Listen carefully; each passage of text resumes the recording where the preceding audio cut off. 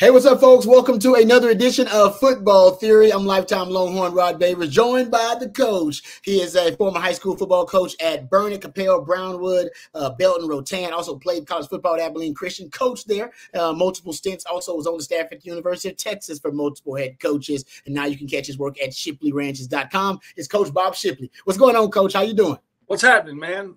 Just trying to stay cool out here in Abilene, Texas. That ain't easy in Texas anywhere. It's hard to stay cool these days in Texas, especially now. Think about the guys out there in 2 days. I don't miss that, actually, in that Texas heat. Yeah. So we'll talk some Texas football, of course.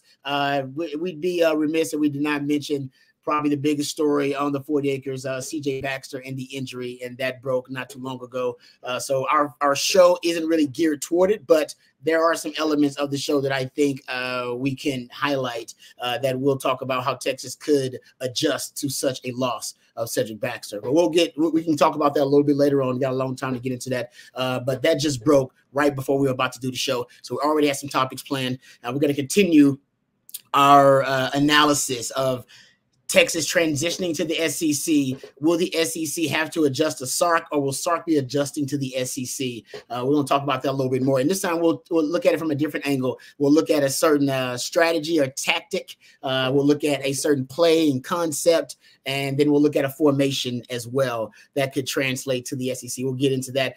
Before we do that, though, let's thank our fantastic sponsor. Really grateful for Laura Baker and all of her support. Football Theory brought to you by accomplished Austin realtor Laura Baker. Laura and the Andy Allen team at Keller Williams can handle all of your real estate needs in the Austin area. Laura is not only a diehard Longhorn fan, but a longtime Austin real estate expert. So please give her a shout today, 512-784-0505. That's 512-784-0505. All right, Coach, a couple of things I want to get into. I want to start with a player concept that Sark really likes, and talk about how it translates and will transition to the SEC, and how that player concept already, essentially how successful it is in the SEC right now, even before Sark gets there. We'll get into that a little bit. We got some stats. We'll also get into, like I said, a certain play. The play we're going to get into is the mesh concept, which Sark likes a lot. The formation we'll dive into is empty formation in the SEC. And the tactic or strategy we'll dive into is early down passing. As a matter of fact, you could get more early down passing, obviously, with the CJ Baxter news. So we'll get to that. Let's start, though, Coach, with the mesh concept. A lot of people don't know what mesh is. My man Matthew will get the play up there for you. The mesh concept and mesh rail, essentially. And I got a quote from Sark here about this play. He calls it railroad for Sark. That's the name of it in his playbook. And I got a quote from a coaching clinic from Sark saying, "Our reads remain the same over and over. Railroad is what we do. If you watch us play, we will hit this at a minimum more than once a game. This is true progression football. We are not reading coverages. It is number one, number two, number three, and going through straight progressions." And AJ Milwee actually has some there's a coach in some coaching clinic audio of Milwee actually breaking it down as well. Essentially, as you will see on your screen, the number one read is that rail route of that running back coming out of the backfield. The mesh, essentially where the play gets its name, usually that mesh rail concept is the mesh in the middle of the field, the two crossing routes right there in the mesh concept. Then there's the shallow sit, and then there's that middle hook. And there is an alert on the backside if the X receiver gets man-to-man coverage, as you can see, and the quarterback and that receiver can work that out. So a lot of moving parts to the play. But AJ Milwee, listen to these, coach, these numbers AJ Milwee gives about this play. They have 18 different variations of it, of the concept in Texas offense. Over 80% completion percentage, yards per attempt in 2019 at Bama, or over 12 yards per attempt at 2020 at Texas, 9 yards per attempt, 2021, 11 yards per attempt, 2022, 12 yards per attempt. It's a really successful play concept. Sark says they live by it. You're going to see it a few times a game. And in the SEC, strangely enough, the mesh, and this is actually the impact of losing the late, great Mike Leach, who loved mesh, as you know, Coach. They're not running mesh as much. It's actually decreasing in popularity in the SEC, according to StatCat. This is something that Sark loves, that they're not seeing as much now in the SEC. Could be something that Sark brings back that he could be ahead of the curve on. Yeah, really could. And it started out so simple. The mesh concept did. It was basically if it was man coverage, you tried to rub off the defender on the mesh, and one it becomes open. If it's a zone concept, then you cross and then you sit in the open area where the zone is, and that's how I started running it. But that was about the extent of it, you know, and that's why I love people, coaches like Sark and Milwee and probably Leach, that just said, okay, it's a great concept, just like the stick route. It's a great concept, but there's so many other variations, because that stick is just an area on the field that's rarely covered for whatever reason. Yep. And then these guys start saying, okay, well, let's try running a back in the flat, and let's put a tight end hooking over the middle, and then then let's do this stick over here, whatever, and so it really gives it a whole new life, and the only limit is your imagination. Yeah, that's exactly right. And even they got a little cheat basically on the backside of everything. If it's man coverage, hey, can you beat that guy? And we'll just go to essentially a package play. You got to play inside of a play. Yeah, you're right about that, Coach. And so here the mesh concepts have according to StatCat, a 37% success rate in the SEC on third downs. And it's ran more on third downs in the SEC than any other down. Obviously, that's your passing down. But it is one of the top 10, even though it's decreasing in popularity overall in the SEC. It is one of the more popular concepts on third down in the SEC. But the success rate, 37% on third down. Sark's success rate on that mesh play is around 56%. Success rate, by the way, is when you get at least 50% of the yards needed on first down to get to convert, and when you get at least 70% of the yards needed on second down to convert, and then on third and fourth down, obviously 100% of the yards needed on those downs to convert. That's essentially what success rate is. And Sark has a really high success rate on that play, much higher than the SEC averages. So that may be something that translates really well. That's one of Sark's money plays. He said we're going to run it all day, every day, and you're going to see it multiple times a game, and they'll hit on it, as AJ Milwee said there, according to Coach Tube, 18 different variations of it in Texas's offense. Yeah, Coach, I mean, I guess you're basically talking about different personnel groupings from it, different format. You can run it from a spread concept, run it from that, as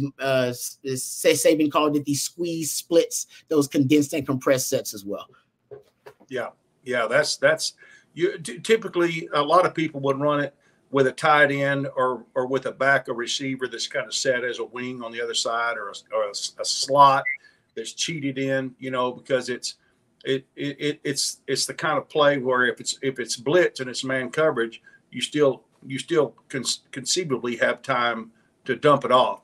But in other words, you won't see an X on one side of the field and a Z on the other side of the field trying to mesh. Obviously, common sense tells you that's just way too far for them to run to mesh. So it's going to be two receivers on opposite sides of the ball that will mesh together. Then everything else around it is just glorious.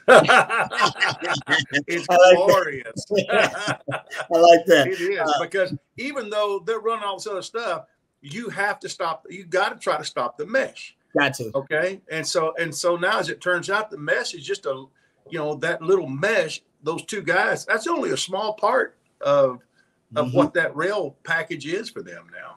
Yep. Now I agree. It presents a lot of problems to a defense, but overall in the SEC, they're not really proficient in running it. So you've seen a 30% drop in mesh concepts. Well, it's things like a lot of things, like the wishbone. You have to be committed to it. If it's going to be a staple in your offense, it's something you have to be committed to. You can't just do it once in a while. It's got to be something that you rep every day against every look possible. Yeah, it sounds like that Sark quote, where basically railroad is what we do. Like that's part of it's what we do. It's basic right now in training camp. They probably that's what the basic installs, right? Coach, like, no, we're gonna do this. Y'all better know it and know it in and out. All right, so there you go. That's the player concept that we think will translate really well for Sark. He should be ahead of the SEC curve on that one. Let's talk about strategy. and a certain tactic that I think Sark may utilize more in the SEC that also kind of goes against the grain. Obviously, with the news of C.J. Baxter, the running game is going to be affected, no doubt. And I think that at times Sark could decide to put the ball in the hands of his veteran third-year starting quarterback more, and even have more faith in the passing game. Now, it doesn't always have to be a vertical passing game. We can be talking about high percentage passes, screen passes, RPO passes, quick game, things that are really for Quinn will be second nature right now and muscle memory. And you could see more of that. It's just an extension of the running game, long handoffs, basically, if Sark doesn't necessarily trust the younger guys to step up in that role. I was looking at early down pass rate, and according to StatCat, the 45%. If you look at early game, that's early game. So we're talking about first quarter, early game, early down pass rate in the SEC is at 45%. Early downs is first and second down in the last 2 years. And it's higher than it was in 2019, but still relatively low. If you look at Sark, I remember CJ Vogel gave a great stat that on the early downs, all right, he tracked the opening drive for Sark the entire season in every game. So just track the opening drive in every game. And he said the stat that he has the early down pass rate on Sark's opening drives, coach, is 76%. Wow. Yeah, he's throwing at 76%. I went back and looked at the big games and said, no, we're going to look at the big games from last year. Let's go look at Bama. Let's go look at Oklahoma. Let's look at K-State. Let's look at Oklahoma State. Let's look at Washington, right? Those are big games. Early down pass rate in those games, and I basically just looked at the first half early down pass rate. Bama, you're at 56%. At Oklahoma, you're at 58%. Also 58% with K-State, 62% with Oklahoma State, 53% with Washington. So not as much of I don't think as much of a disparity there or a lean toward the pass. But I think Sark, when he's really getting creative, when he's really, the juices are flowing and he's in his bag, it's the passing game that really inspires him, isn't it, Coach? It is. He knows the running game for balance, but he wants to get into the passing game. He does. Well, the one thing that every one of those games you mentioned, we had the high percentage on first down. What do they all have in common? They were all big games. Big games. Yep. Yeah. Oh, yeah. Oklahoma, Alabama, Oklahoma State, Kansas State, Washington, those were all huge games. And so that tells me that he likes to keep them off balance and likes to have some success early. Yeah, in football theory, I mean, the most effective passing down is first down because the defense is always looking for run, and they're essentially run-oriented on those early downs. So you do catch them by surprise, so you're a little bit more unpredictable. And I think also, you're looking at it from Sark's standpoint, I agree with you, Coach, those big games, I think ultimately the Sark formula, he wants to open up with the pass and close with the run. I think he would like that Bama game ultimately. I think he wants to choke a team out with the run, and that's where the big humans come into effect, right? It's like, no, these big humans are not for the beginning of the game; they're for the fourth quarter at the end of the game. When you're tired from chasing all the pre-snap motion and the vertical routes downfield and Sark's very exotic plays, when you're done chasing those and you're tired and discombobulated, the fourth quarter is where he's just gonna pound you and play bully ball with those 340, 330-pound guys. I think that's the formula, and that's why early on you'll see the pass rate be a little bit higher on early downs, but I think it balances out probably. If I looked at it throughout the entire game, most of the time it balances out for Sark because he's trying to close with the run. Yeah, and he's got somebody always tallying, dropbacks, play actions, runs, how many passes have we ran, how many runs have we run. But going back to that on first down, especially in those big games, you want to have a little momentum. You want to have some success early. The last thing you want to do is hand the ball off twice and get stuffed and have a 3rd and 8, and everybody knows that, a pass is coming, and so you're probably going to have pressure and some kind of disruption. And so I always like to. I don't know of a game that I coached that I ever deferred on the if I won the toss. I took the ball every time. Wow. Every time. Because we had our best stuff, and we felt like if we could get the ball, go down the field and score, now all of a sudden the other team, the phrase that we always used was "uh-oh." I mean, you could everybody on our sidelines when we score on that first drive, they'd go "uh-oh," because that's what that other team is saying. They're going "uh-oh." I mean, we wanted to get on them early. We wanted to get a little momentum going in the game. Coach, it's interesting you bring that up. That's pretty wild because one of the topics I actually was going to bring up today, and we can get into it next week because I thought you just opened the door there in a very articulate way, is that I want to get into the psychology of scoring first in a game because the numbers are pretty glaring as to the wins, basically, and your win percentage of teams who score first in games. It's so crazy. NFL and college, it's wild when you think about it, that you're just simply scoring first, that the success rate and the win percentage, your odds of winning, they increase tremendously. I want to get into that next week, actually. Maybe that's going to be one of our topics.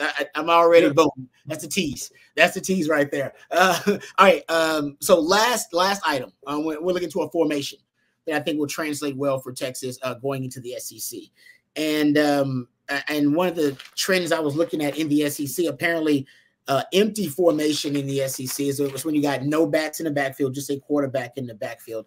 It's remained relatively flat over the last few years in the SEC. So you haven't seen huge spikes, haven't seen huge increases, decreases in teams utilizing empty formation. I think for Texas, veteran quarterback like Quinn, veteran offensive line for the 5 starters coming back, plethora of weapons on the outside, embarrassment of riches there. Even when you're coming out of the backfield, a guy like Jaden Blue can go into the slot and raise hell with a linebacker with routes down the field. I think Sark this year maybe should lean on empty formation in the SEC a little bit more. They don't see it a lot. Just so we talked about, Nick Saban saying he doesn't like squeeze splits, condensed sets, compressed sets, because they don't see it a ton in the SEC.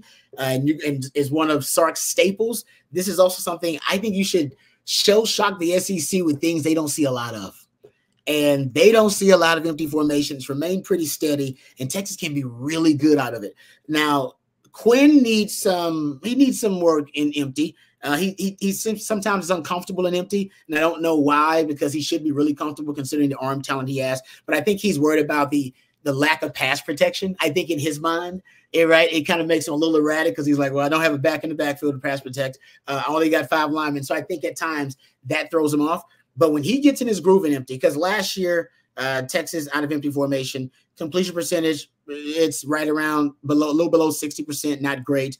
Yards per attempt, you're okay. You're at 7.8 yards per attempt. This is for the entire season. A little under 20% explosive play rate. Your first down rate is around 24%. So the entire season, the sample size, it was okay. But the last 3 games of the season for Quinn, 76% completion percentage out of empty. This is against Tech, Oklahoma State, and Washington. Really found his groove in it. Over 12 yards per attempt. You can look at over 10 yards per play out of empty, just as a team, because sometimes you get a scramble. That includes the sacks. First down rate was above 33%, and your explosive play rate was above 33%.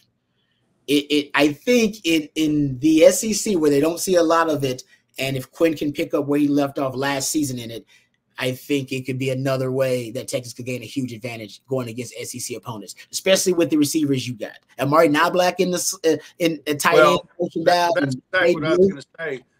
You as we break from the sideline, whoever's coming in, the people in the box telling the defensive coordinator, okay, they're going to be 11 personnel, okay? But then you look up and it's empty because you've got Knobloch in the game and you got Jaden Blue in the game, and it's basically, like having 5 wide receivers in the game, really. Yeah. Yes, exactly. But the defensive coordinator, he's got to have his personnel out there for a tight end and a running back to be in the game. But then they shift out, or they don't even line up in that. They just line up wide.